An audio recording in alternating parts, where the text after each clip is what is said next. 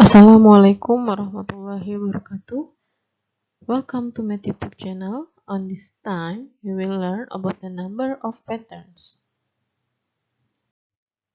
The learning objective in this lesson: first, students are able to identify the type of number patterns, and the second, students are able to determining the next term from a number patterns, and the last, students are able to solving problem using arithmetic and geometric sequence and series. Adapun nilai keislaman yang terdapat dalam materi ini ada dalam Quran Surat Al-Kahfi ayat 21.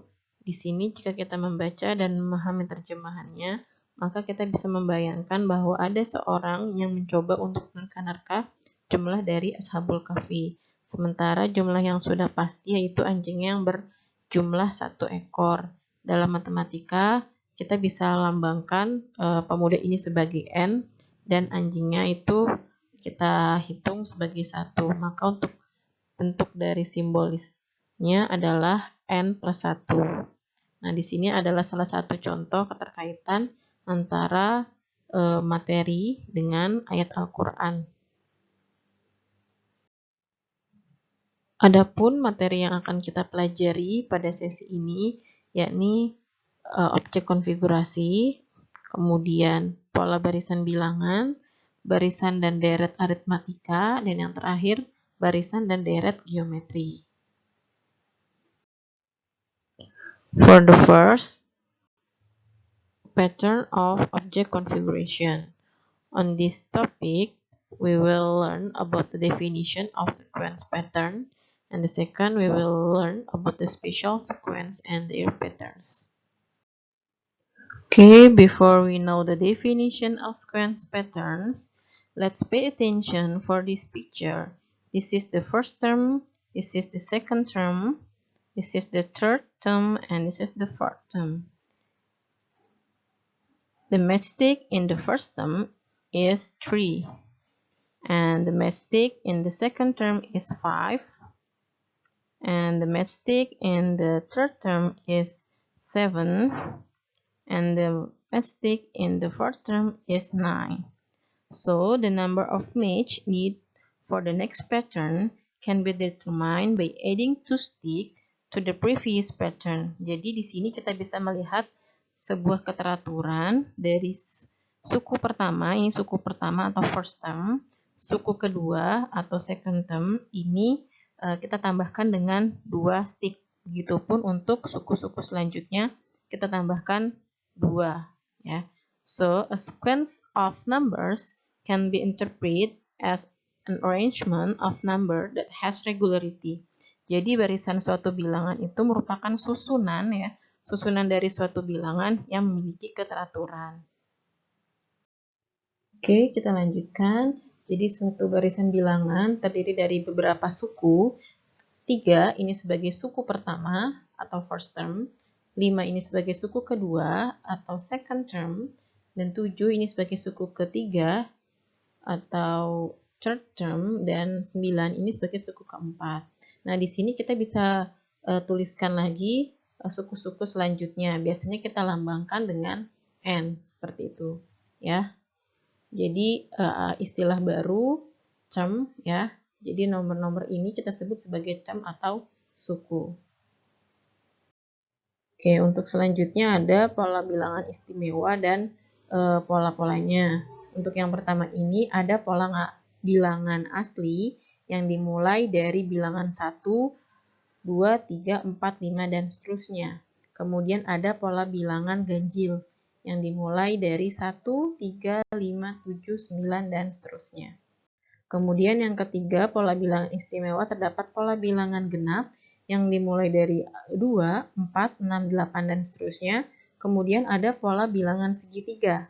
Ada 1, ya, 3, 6, kemudian ada 10, dan 15. Kemudian untuk selanjutnya ada pola bilangan persegi panjang.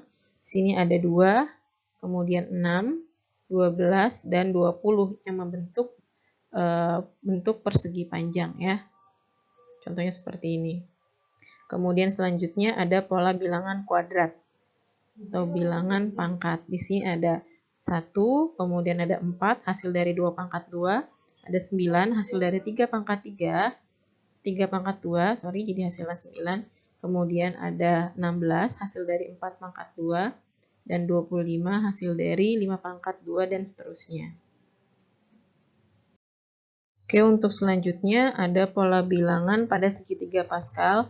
Di sini ada beberapa keistimewaan jika kita melihat dari segitiga Pascal. Untuk diagonal, kita bisa melihat diagonal yang di sini. Apabila kita mengamati, maka diagonal pertama semua angka bernilai 1. Kemudian untuk diagonal kedua, angkanya berurutan. Ya, 1, 2, 3, 4, 5.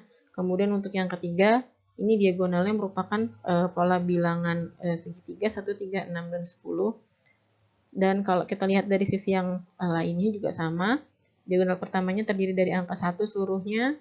Kemudian diagonal kedua terdiri dari angka 1, 2, 3, 4, dan 5. Yang ketiga terdiri dari bilangan segitiga 1, 3, 6, 10, dan seterusnya. Seperti itu. Okay, for the next is examine for the following patterns. This is the first term. This is the first term. And this is the second term. This is third term. And this is fourth term. What is the 18 patterns? Nah, jadi di sini ya kita diminta untuk menentukan berapakah suku ke-18-nya.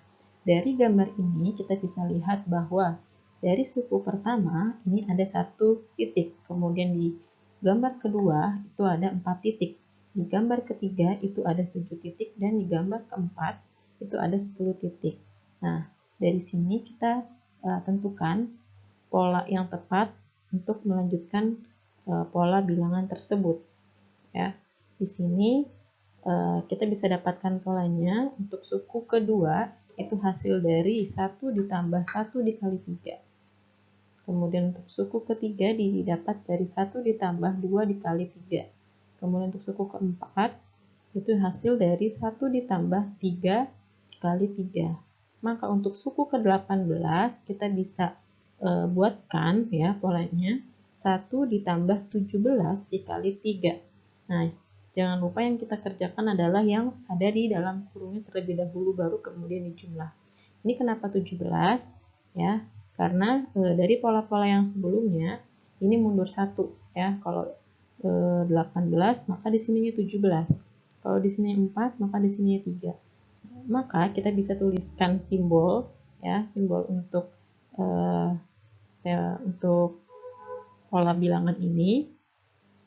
Untuk mencari suku ke-18 atau untuk mencari suku ke n, maka kita bisa tuliskan rumusnya 1 ditambah dalam kurung n dikali 3.